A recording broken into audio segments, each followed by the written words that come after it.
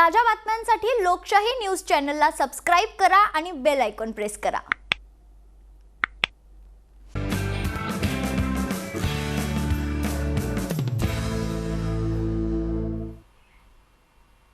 नमस्कार, मी कल्याणी। स्टार शाहीमध्ये तुम्हा सर्वांचं स्वागत। पाहूयात एंटरटेनमेंट जगतातल्या महत्त्वाच्या घडामोडी। 800 खिडक्या 900 दारं ही मालिका सध्या प्रेक्षक पसंती मिळवते। या मालिकेचे कलाकार स्वतःच पडद्यामागे शूट करतायत।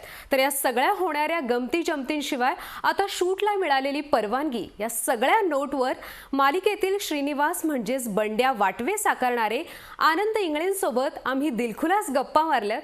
पाहूयात।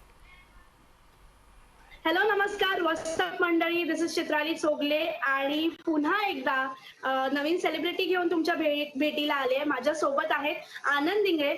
आनंद सर, थँक्यू सो मच, तुम्ही अशा पद्धतीने कनेक्ट होतायत आमच्याशी, आमच्या लोकशाही न्यूजच्या प्रेक्षकांशी, आणि असा वेळ दिल्यासाठी खूप खूप धन्यवाद। माय प्लेजर, बोला। येस, तर निश्चितच सुरुवात करणार आहोत आपण 800 खिडक्या 900 दारं पासून।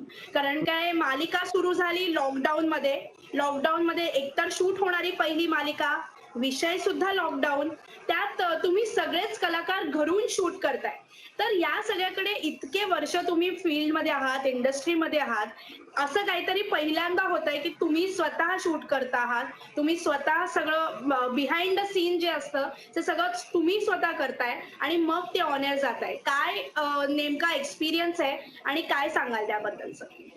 अतिशय इंटरेस्टिंग एक्सपिरियन्स आहे। अर्थातच हे सगळं करताना जेव्हा पहिल्यांदा श्रीरंग गोडबोलेंचा फोन आला की आपण अशा अशा पद्धतीची मालिका करतो आणि आपण घरातनं शूट करायची आहे, तेव्हा फारच गंमत वाटली मला पहिल्यांदा। कारण याच्या आधी जसं तुम्ही म्हणालात तसं याच्या आधी अशा पद्धतीचं काहीच आम्ही कोणीच केलेलं नाहीये।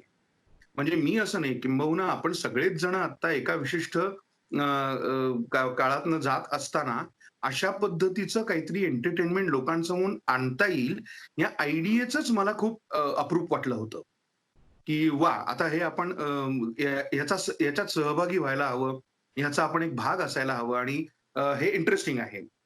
आणि मग त्याच्यानंतर पहिल्यांदा जर काही झालं असेल तर अमित पटवर्धन आमचे टेक्निकल डायरेक्टर जे होते, त्यांनी पहिल्यांदा आम्हाला काय पद्धतीने तुम्ही शूट करायचं आहे ह्याचे धडे दिले असं म्हणायला हरकत नाही, निदान मला तरी।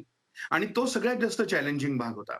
म्हणजे मला त्याच्यावर यायचंच आहे की अशा पद्धतीची मालिका करत असताना मला असं वाटतं की सगळ्यात जास्त महत्वाचं जे काही आहे तो चॅलेंज होता लेखकांसाठी। आणि तो सगळ्यात मोठा भाग मला वाटतो की सगळेजण आपापल्या घरी असताना काय पद्धतीचं स्क्रिप्ट तयार करायचं आहे आणि काय पद्धतीचं कॉन्टेंट लोकांपर्यंत, कशी संहिता लोकांपर्यंत पोहोचवायची आहे।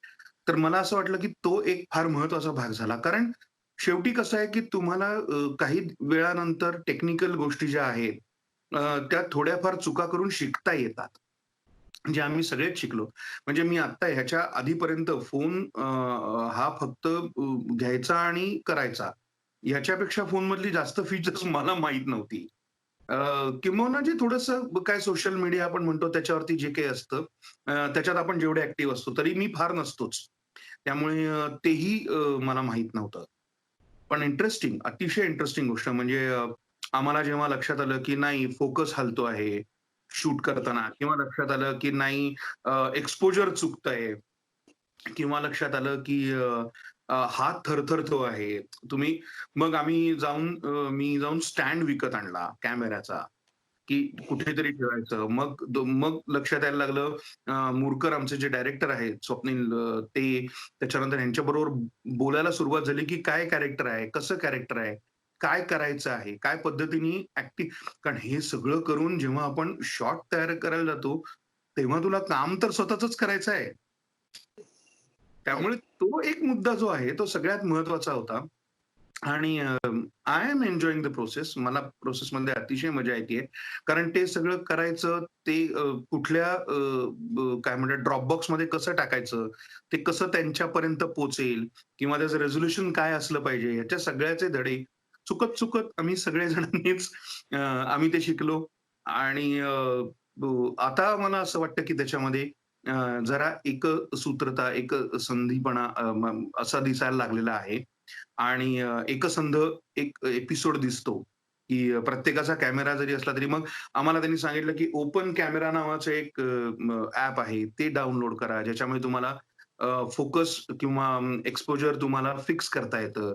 हं. तर छोट्या-छोट्या गोष्टी मला असं वाटतं मी ह्याच्यातनं शिकलो आणि त्या छोट्या-छोट्या वाटत होत्या, ज्या छोट्या-छोट्या नाहीयेत आणि त्या फार महत्त्वाच्या आहेत. हे फार मस्त वाटलं हे शिकताना. सो एन्जॉयिंग आत्ता तरी फार मजा येतेय आणि अर्थातच हे लोकांपर्यंत पोहोचल्यानंतर त्यांना काय वाटतंय, कसं वाटतंय? कारण मला हे नक्की माहिती आहे, की शेवटी कंटेंट हाच कुठल्याही मालिकेचा, कुठल्याही गोष्टीचा हा पाया असतो, आत्मा असतो. सो आम्ही तो जास्तीत जास्त चांगला देण्याचा प्रयत्न करतो आहोत. येस. अगदी बरोबर बोललात sir. Content is a king असं म्हणत आपण गेले अनेक वर्ष मराठी इंडस्ट्री ते फॉलो करते आणि मालिकेत सुद्धा तेच दिसतंय. सुरुवातीला टेक्निकल गोष्टींबद्दल उत्सुकता होती आम्हाला प्रेक्षक म्हणून, की कसं होत असेल, काय होत असेल. पण ओघाने आता कंटेंट काय आहे, त्यात धमाल कशी येते, विनोद कसे घडतायत, याकडे आता लक्ष जातंय आणि ते छान मुरायला लागलंय सगळं जसं तुम्ही म्हणालात तर. पण त्याच सोबत सर आता जेव्हा ही लॉकडाऊनची मालिका सुरू आहे, लॉकडाऊन हा विषय चालू आहे, तिथेच आता आपल्या इंडस्ट्रीसाठी एक चांगली बातमी म्हणजे शूट पुन्हा सुरू होणार आहे. काही परवानग्या मिळायला लागल्या आहेत आणि काही बंधन आहेत जी पाळून आपल्याला शूट करायची आहेत. मग या मालिके संदर्भात काय होणार याबद्दल काही चर्चा झाली आहे का? किंवा याकडे पुढे कसे बघता तुम्ही, की शूट सुरू झाल्यानंतर? 100% जेव्हा आम्हाला पहिल्यांदा मला या इंडियन मॅजिक कडनं फोन आला होता, तेव्हाही त्यांनी तेच सांगितलं होतं, की ही मालिका आत्ता आपण सुरू करतो आहोत आणि नंतर आपण जेव्हा केव्हा लॉकडाऊन उठेल, त्यानंतर आपण लोकेशनवर जाऊ आणि पुन्हा ती मालिका त्या मालिकेचा जो गाभा आहे तो तसाच्या तसा ठेवून पुढेही चालू ठेवू. आणि मी खरं सांगू का? मला जे तुम्ही आत्ता म्हणालात ना, की काही नियम पाळून, तर मला असं वाटतं, की हे नियम फक्त शूटिंगसाठी नाही आहेत. आता आपण सगळ्यांनीच हे नियम पाळायचेच आहेत. एक पुढचे 6 महिने, 8 महिने जोपर्यंत ह्या पद्धतीचं हे संकट म्हणा किंवा ह्या पद्धतीचा हा काळ बाजूला होत नाही, सरून जात नाही, तोपर्यंत आपल्याला हे सगळं वापरायचंच आहे. ज्या काही काळजी आपण घेत आहोत इतर वेळेला ती सेटवरही घ्यायची आहे. तर मला प्रचंड फार मोठ्या प्रमाणावर बंधनं आहेत, असं वैयक्तिकदृष्ट्या वाटत नाही. कारण ती आता कंपल्सरीच आहे. तर ती ती पाळायचीच आहे. म्हणजे ती ती मी फक्त शूटिंगसाठी पाळतो आणि इतर वेळेला पाळत नाही, असं आता करायचंच नाहीये. त्यामुळे ते आपल्याला अंगवळणी पाडूनच घ्यावं लागणार आहे, की आपल्याला त्याची सवय करून घ्यायला लागणार आहे. आणि एकदा ते झालं, की मला असं वाटतं, की मग सोपी प्रक्रिया होईल शूटिंग चालू करून पुन्हा काम करण्याची. हां, निर्मात्यांसाठी याच्यामध्ये अनेक लोकं जेव्हा म्हणतात, की निर्मात्यांवरती प्रेशर असेल किंवा हे असेल, तर मला असं वाटतं, की आत्ता कलाकार आणि निर्माते आणि अर्थातच अ, अ, जे कुठले चॅनल असतील, म्हणजे जेव्हा विशेषतः मालिका जेव्हा चालू आहेत, तेव्हा आता सगळ्यांनी एकमेकांच्या बरोबर एकमेकांसाठी उभं राहायला पाहिजे, असं मला त्याच्यामध्ये अतिशय महत्त्वाचं वाटतं. एकमेकांच्या आयुष्याची काळजी करणं हा त्यातला सगळ्यात महत्त्वाचा भाग आहे.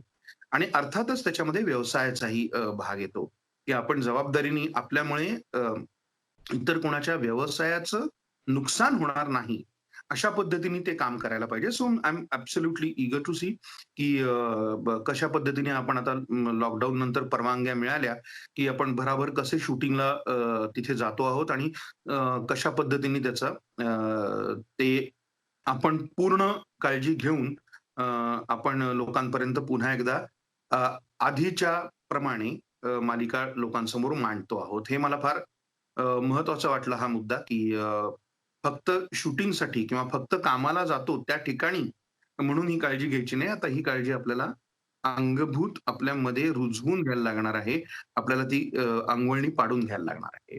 हा नक्कीच एक आहे. दुसरा नक्कीच. मुद्दा तुम्ही तो हा, की येस आधीपासून सांगितलं होतं, की हे जेव्हा बंद म्हणजे लॉकडाऊनचा पिरियड जेव्हा संपेल आणि शूटिंग जेव्हा चालू होईल, तेव्हा 100% आपल्याला लोकेशनवर जायचं आहे, शूट करायचं आहे.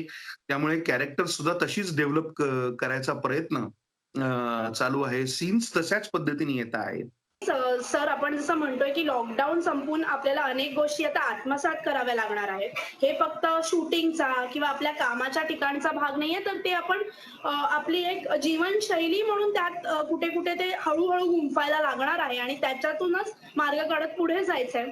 तर सर असेच सगळं करत करत तुम्ही आता पडद्याच्या मागे जी धमाल करता किंवा जे जुगाड करता, जे काही सुरू आहे, तर ते 800 खिडक्या 900 दाराच्या बिहाइंड द सीन्स मधून आम्ही पाहतोच. त्याचसोबत नुकतंच कळलं की तुम्ही पहिल्यांदा कांदा भजी बनवली होती सीन मध्ये लागणार आहे म्हणून, कारण काय सध्या काही मिळत नाहीये. एरवी शूट असेल आणि शूट मध्ये जर कांदा भजी लागणार असती तर आपले स्पॉट दादा असतात किंवा आपले जे डिपार्टमेंट असे आर्ट डिपार्टमेंट ते उपलब्ध करून देतात. पण आता जेव्हा लागणार होती कांदा भजी, तुम्ही स्वतः ती बनवली आणि त्याची गंमत काहीतरी वेगळी होती. त्याबद्दल सांगा सर. आणि इतर काय धमाल होते, काय आव्हानं येत आहेत, काय मजा होतीये जेव्हा आपण स्वतः शूट करतोय?